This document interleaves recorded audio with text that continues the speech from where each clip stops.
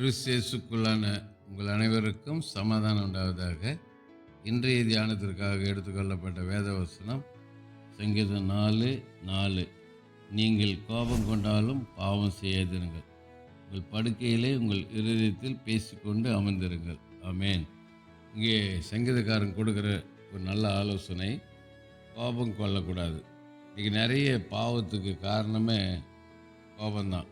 கோபம் கொண்டு கொலை செஞ்சிடறான், கோபம் கொண்டு வெடிகுண்டு போடுறான், கோபம் கொண்டு பொது சொத்துக்களை சேதம் பண்ணுறாங்க, கோபம் கொண்டு வீட்டை கொளுத்துறாங்க. நிறைய காரியங்களை நம்ம அடுக்காக பேசிக்கிட்டே போகலாம். இதுக்கு முக்கிய காரணம் கோபம். அதுதாங்க சொல்கிறாரு, கோபம் கொண்டாலும் என்ன செய்யாதீங்க, பாவம் செய்யாதுங்க. இதுக்கு மாறாக என்ன செய்யணுமா, உங்கள் படுக்கையிலே உங்கள் இருதயத்தில் பேசிக்கொண்டு அமர்ந்துருங்க. படுக்கைக்கு போகிறது முன்னால் அந்த கோபம் தணிஞ்சு போயிடணும். கோபத்தோட டென்ஷனோடு படுக்கும்போது என்ன ஆகுதுன்னு சொன்னாக்கா, டிப்ரெஷன் ஆகி ஹார்ட் அட்டாக்கு. சில செய்திகளை நம்ம வாசிக்கிறோம். உலக பிரகாரமாய் படுக்கைக்கு போனார், காலையில் எழுப்பும்போது அவர் பிணமாக இருக்கிறாரு, எழுந்திருக்கல.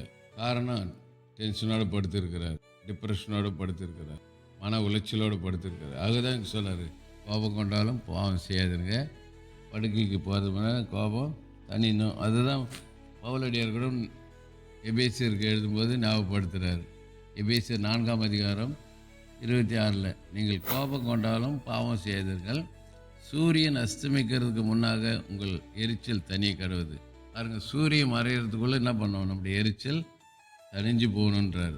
பாவம் செய்யாதுருங்க, கோபம் கொண்டாலும் பாவம் செய்யாதுருங்க.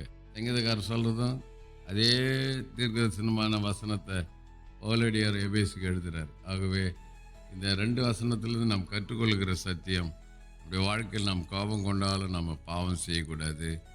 2வது, சூரிய அஸ்தமிக்கிறதுக்குள்ளே நம்முடைய கோபம் தணிஞ்சு போகணும். 3வது, நம்ம படுக்கையில் படுக்க போகும்போது கோபம் தணிஞ்சு சாந்த குணத்தோடு நம்ம படுத்து தூங்கும்போது நல்ல நித்திரை தருவார். ஆகவே கோபத்தை விட்டு இதுக்கு ஆப்போசிட்டாக இருக்கிற சாந்த குணத்தை இருந்து கொள்வோம். கர்த்தர் நம்மை ஆசீர்வதித்து வழிநடத்துவாராக. செபிப்போம். நேசிக்கு நல்ல தகப்பனே, இந்த நாளில் கொடுத்த நல்ல அறிவுரைக்காக ஆண்டவரே நன்றியப்பா. கோபம் கொண்டாலும் பாவம் செய்யாதவர்கள் சொன்னார். இன்றைக்கி நிறைய உலகத்தில் கோபத்தினால நிறைய பாவங்கள், கொலை, கொள்ளை, ஆண்டவரே சொத்துக்கள் அழிப்பு போன்ற காரியங்களை சேதாரம் செய்கிறதெல்லாம் பார்க்குறோம். ஆகவே இந்த கோபத்தை விட்டு ஆண்டவரே சாந்த குணத்தை அடைய கிருபை செய்யுங்க. கொடுத்த ஆலோசனைக்கு நன்றி. இது கேட்கிற மக்கள் கோபத்திலேருந்து விடுதலை பெற உதவி. இயேசுவின் நாமத்தில் ஜெபிக்கிறோம் நல்ல பிதாவே, ஆமேன். நம்முடைய கர்த்தரும் இரட்சகருமாகிய இயேசு கிறிஸ்துவின் கிருபையிலும் அவரை அறிகிற அறிவில் வளருங்கள். அவருக்கு இப்பொழுதும் என்னென்றைக்கு மகிமை உண்டாவதாக. நம்முடைய கர்த்தராகிய இயேசு கிறிஸ்துவின் கிருபை உங்கள் அனைவரோடும் கூட இருப்பதாக. ஆமேன், ஆமேன், ஆமேன்.